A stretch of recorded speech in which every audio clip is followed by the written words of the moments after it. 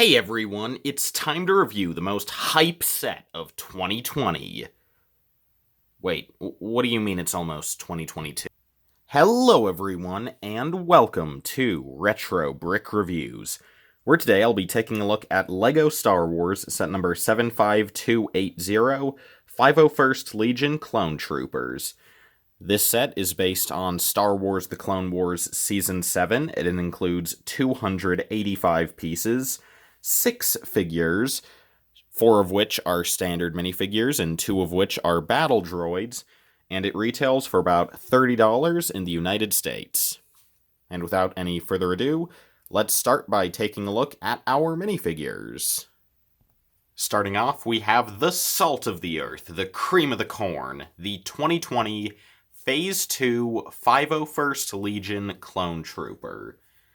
Easily one of the most desired LEGO minifigures of the last decade, at least. We got a handful of these guys back for the Clone Wars series in 2013, and then after that, never again. And then finally, in 2020, in this battle pack, we get not one, but 3 fantastically redesigned and extremely detailed 501st Troopers. Starting off, if you're a LEGO Clone Trooper connoisseur, something you might notice is that the designs of the armor are not entirely accurate to any single depiction of the 501st Trooper between the Clone Wars and Revenge of the Sith. And the reason for that is that starting with this set, LEGO decided to go with a mixed style for them, whereas previously LEGO would always go with a fully cinematic design for the clones or a fully animated design for the clones, a choice they made starting back in 2008 when they did the very cartoony Clone Wars minifigures.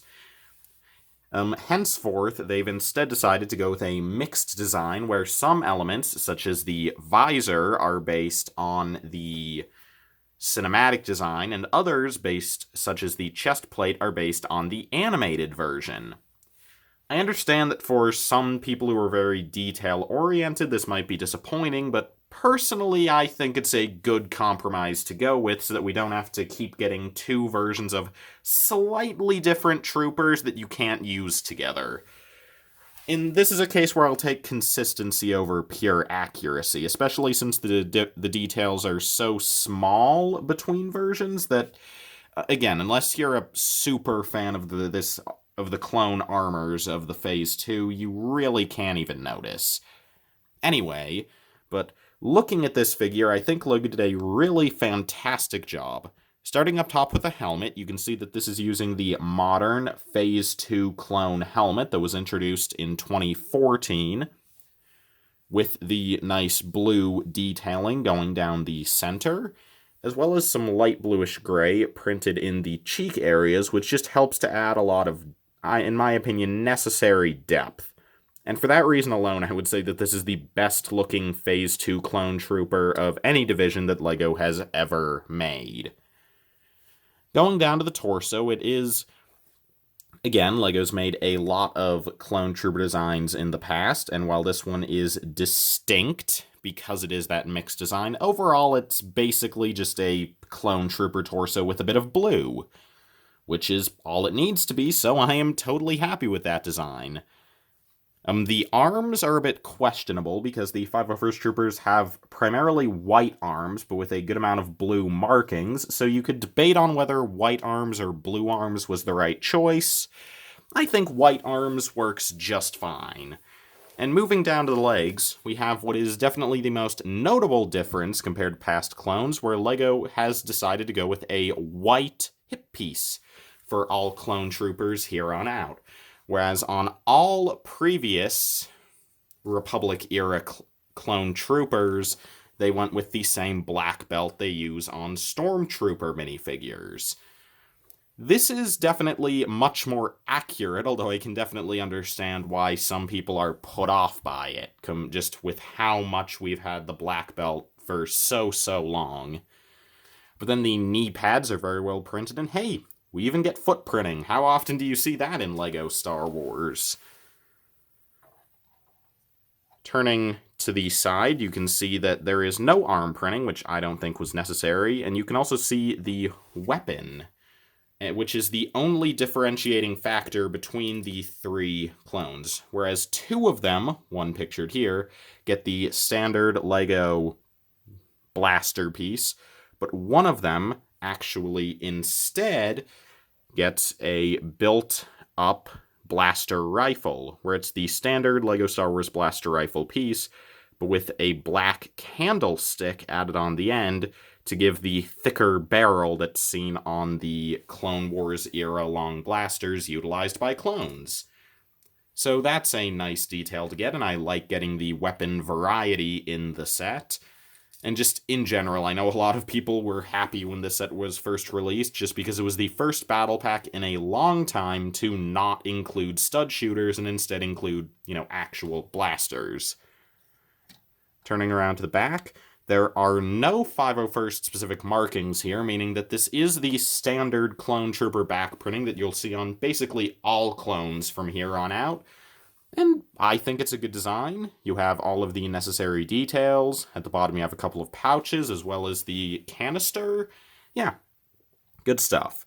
And while all of the armor is great and just very well done, the thing I was most excited for with this figure was the face print, because if we remove the helmet, not only is the infamous angry clone print gone, but we finally have what I would call a very accurate Tamora Morrison clone trooper face print, where we have a lot of slight details changed, but obviously the most major is that we actually have it printed on a much more accurate color. Whereas the angry clone head, pictured at the right, was always on the standard light nougat color that is used most frequently by LEGO. This uses LEGO's plain nougat color, which I think is much more accurate to the appearance of actor Tamora Morrison. And other than that, it is mostly similar in quite a few ways to Angry Clone, just a bit less exaggerated, more realistic. The eyebrows are a bit thinner, which you could go either way on. I'd say that this face print is primarily accurate to the cinematic version. The eyebrows were a bit thicker in Clone Wars, but in any case, I think the best gains here are the color of the head, as well as the mouth, where it's now a very just neutral frown, which makes it much less annoying to constantly get so many of these, since this is actually just a very usable head, even outside of Clone Troopers. And for Clone Troopers, you could just have a bunch of these guys without helmets on, and it wouldn't look weird. Now, for the interest of having them go helmetless, the set does not include any hair pieces, which is fine, as most of the clones have very short hair. However, a personal recommendation of mine, if you do want to display some of them without helmets, is to pick up some of these hair pieces. Now, this hair piece I'm putting on him, which again, not included with the set, is the one that LEGO made for the Marvel Studios collectible minifigure series for Sam Wilson as Captain America, where it is this very short hairpiece that is cropped, and it's really just on the top. And in my opinion, this looks absolutely fantastic on these Clone Trooper minifigures to give that sort of buzzed black hair look. And while I don't really plan on displaying any of my clones with their helmets off, I think I will pick up a couple of these just in case we get characters like Commander Cody in the future, for whom you would definitely want to have this hairpiece. So again, not included and not necessary, just a suggestion I thought I'd give while we're looking at the figure. And now we are basically done looking at it. I think this is a fantastic minifigure. I think LEGO really outdid themselves with this new Clone Trooper design, and specifically with these 501st Troopers. I'm really glad that the set includes 3 of them, so you can get some instant army building in. And yeah. So now let's move on to the variant trooper included in the set. For the last several years, LEGO's typical battle pack shtick is to include 3 standard infantry troopers and then 1 sort of gimmick character, be it an officer, a droid, a completely different type of trooper, etc. Here, though, the gimmick trooper is actually a really good one, where we have a 501st Legion Jet Trooper. Now, these guys are not as well known, and they're a much more recent addition to canon. To my knowledge, they only appear in Clone Wars Season 7 and in the most recent Star Wars Battlefront 2 game, but I really like this guy. For starters, you can see that the leg printing is exactly the same as the other clones, which is not 100% accurate, but the designs are similar enough that I think LEGO can get away with it. But we do have brand new and unique prints for both the helmet and the torso, and you can see that unlike the standard troopers, LEGO has gone with the fully blue arms for the Jet Trooper, which in my opinion makes sense because much more of the arms are blue on this variant. And the torso is basically the same design, just with, instead of having the triangular stripe going down, you have just some blue at the top. And on the helmet, the cheeks are filled in with blue, which I think looks really nice, and you just have some different red and blue patterns up top. And in fact, this gives somewhat a clearer view at the visor and mouth, since there isn't any blue going through those areas. Turning around to the back, you can see that we have the standard Boba Fett jetpack piece cast in blue, which is a new color for that piece to my knowledge, and I think it's a good one to get it in. And I think it looks absolutely fantastic here. Definitely the right pick to go with. And then removing that, so we can get a look at the back printing, you can also see that this has the same clone head as the other figures, of course, so 4 of the same head are included in the set, which is quite nice.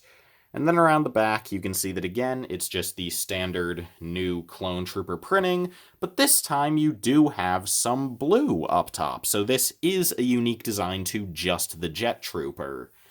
And it's honestly really neat that they did that, because you're going to have the jetpack on all the time with this figure, so they definitely could have gotten away with just leaving the blue off and using the same exact print as the standard troopers. So it's a nice attention to detail that they did actually bother to include that. But overall, that is the 501st Legion Jet Trooper. Another really nice figure to get. He definitely helps to spice up the set a little. And this is the last standard minifigure of the set, so now let's move on to our droids. This set is a battle pack based on the Clone Wars, and what's a battle without some clankers? In addition to the 4 clones, the set also includes 2 of LEGO's standard B1 Battle Droid figures. And you've seen these guys before, you've built these guys before, you probably own at least a dozen of these guys. LEGO's been putting out nearly this exact same figure since 1999, when LEGO Star Wars first started with The Phantom Menace. I mean, there really isn't much to say about this guy. I have nothing to say. The only thing really of note, or of interest, is that in this set, LEGO includes the standard black blasters with the Battle Droids, whereas in the other 2 2020 sets that include B1 Battle Droids, they include gunmetal dark silver blaster pieces. That's an odd distinction to make. If I had to guess, it's just because they didn't want kids to mix up the dark silver blasters with all of the black ones, or alternatively, they just figured that fans who have been starved for standard blaster pieces for so long in battle packs would prefer to just get a bunch of the standard design. Either way, I think both work perfectly fine, and overall, yeah, really nothing to say about Battle Droid figures, but that's just because they're so classic and there really aren't any issues I have with this guy. Really glad that LEGO stuck with this design, and I hope to continue seeing old Roger here for years to come. Now, LEGO's battle packs definitely have somewhat of a poor reputation, because while they're a great way to get some nice minifigures, the con is that usually the build is very poor, non-canonical, and basically just an excuse to include 4 minifigures in one set. This time around, though, rather than including one crappy, small, pointless build, LEGO actually included not one, but two very nicely done and accurate and usable builds for our 501st Troopers. Starting with what we have on the left, we have this BARC Speeder bike. And the one thing that you can immediately note about both of these builds, though, is that they are definitely somewhat oversized. And personally, I don't take much issue with that, because while there is definitely some inherent inaccuracy with this, it really is necessary to get this level of detail from these builds. And with the Walker's case, also the level of play. Here with the speeder bike, they definitely could have made it smaller, but then it would have not only scaled poorly to the Walker, but again, it just would have been far less detailed. As for what we have here, it's very nicely done. You have a couple of stud shooters up at the front, which might be a little awkward, since to shoot them you'll basically have to grab the speeder from the front, when I think ideally it would have been more ideal if the blasters had been here at the back, so, when you're whooshing it around, you could just hold it back here and shoot them. But instead at the back, we actually have some nice, accurate blasters for the bike, where they just use the standard blaster piece with a lightsaber hilt in black on the front. Definitely a good design, and just nice in general to get even more standard black blasters in the set. It is, I believe, 7 in total. Then just looking up the front, you have some nice shaping with those triangular pieces. Going into that slope, the handlebars and seat are very well built up, where it's a nice design LEGO came up with in 2020, where if I grab one of our troopers, you can see that, first off, he just fits in the seat very comfortably, but also if I position his arms right, he can actually fully grab onto the handlebars and pilot around as you would expect in universe. And that is a really great feature that LEGO started implementing on speeder bikes. I think it looks really great, and again, it's just great for both security, keeping the figure in, and for display and more realistic play. Just a fantastic thing in every conceivable way. Going around to the back, you do have this slope piece here, which does have 3 stickers on it. That's maybe a little much, but I think it does add a good level of detail. And then you can just see that you have the different stabilizers using ski pieces, and yeah, that's basically all there is to say about this BARC Speeder. It's a simple and stable build, definitely a bit oversized and maybe a tad sticker heavy, but overall it is very accurate and very good for play, and that's definitely what LEGO was going for with this set.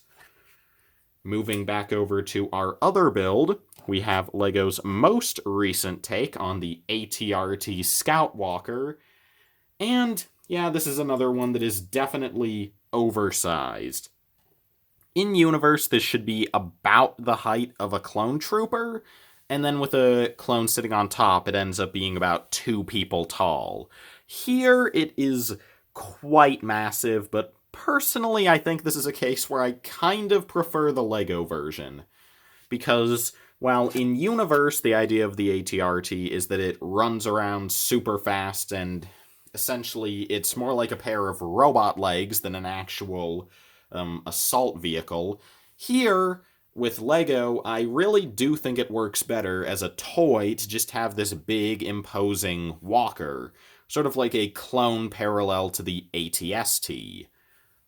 And of course, this is not the first time LEGO's done it at this big scale, as in fact just 1 year before the set came out, they actually did a Kashyyyk-themed ATRT set that was similar to this one, albeit slightly larger. And in my opinion, also not as well designed as this one is. But taking a look up close, you can see starting off at the bottom, the feet are well built. I like the little toes.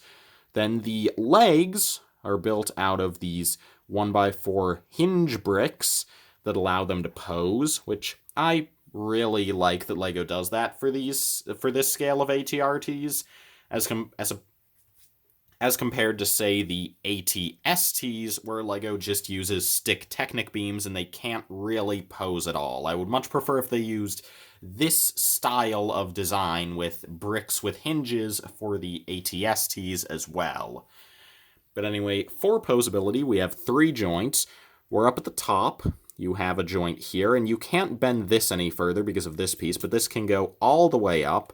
Then here, you can bend it forward up to here, and then all the way back.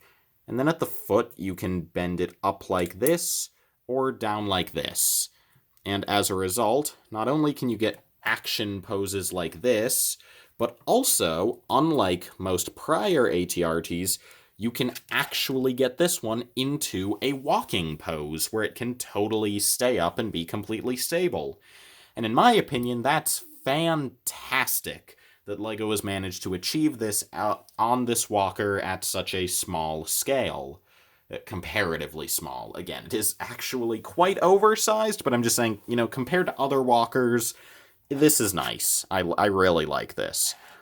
You can also just see the simulated joints, which are where the joints would be in universe, with the exception of this one right here, which is entirely stagnant. Going up to our top, starting off, we have the one definite major inaccuracy of this, where the front main cannon has been replaced by a single stud shooter. Yeah, that's unfortunate. And I didn't show it earlier, but just in case you don't know how the stud shooters work, all you do is you press down on the lever, and the stud flies out, and probably gets lost. I do think it is a nice feature to have, though, for kids, just to have something to shoot off, even if I wish they could have found a way to integrate it that didn't remove the ATRT's main cannon. Up at the front, though, we actually have quite a few stickers, where we have 3 for the armor up at the front, as well as 1 on each side saying 501. In, I suppose, an Aurebesh version of Arabic numerals? I don't know. I've never understood in Star Wars why they have the same language, and they have the same numbers, and the same letters as well, but they just write them but then it's just all in Aurebesh, which is a different language. Just watching Star Wars, it is really clear that that's very much an afterthought at all times, and really, there's no reason it's not just all in English, but in English text, but that's not very relevant to this review, just an observation that I thought of. But yeah, still, 501, that's nice.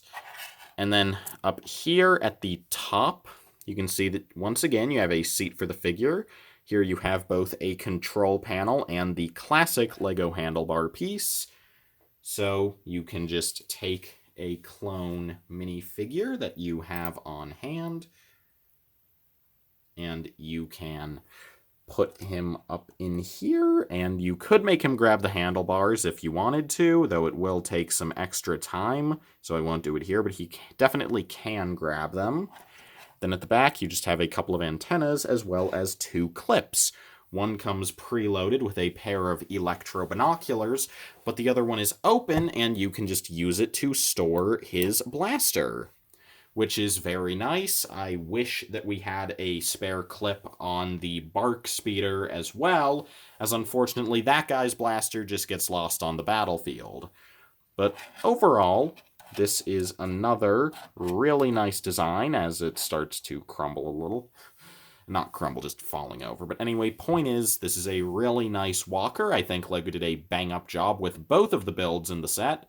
So now let's move on to the final verdict of this review.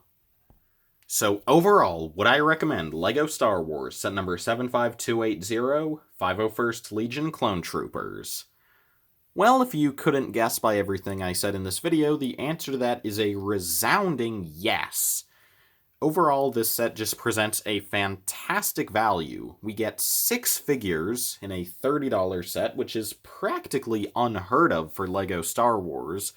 Plus, we get 2 really nice builds, And again, seeing either of these for $30 I think is a pretty good deal, but getting both a walker and a large speeder in a $30 set, again, it's just unheard of from LEGO up to now.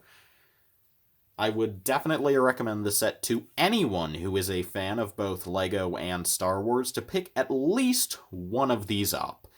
I would say that this is definitely one of the best prequel-era sets LEGO has done in years, and maybe one of the best LEGO Star Wars sets in years in general. I think that at the full retail price, it's a very good deal, but nowadays you can even find it pretty easily for 20% off, and for $24, this is just a fantastic set. Just no major complaints for me. The figures are all great. Those new clone heads are fantastic. The Battle Droids are a nice inclusion. Both builds are great. Yeah, 10 out of 10. So thank you all so much for watching this review. And again, this is a wonderful set. I highly recommend you pick it up for yourselves.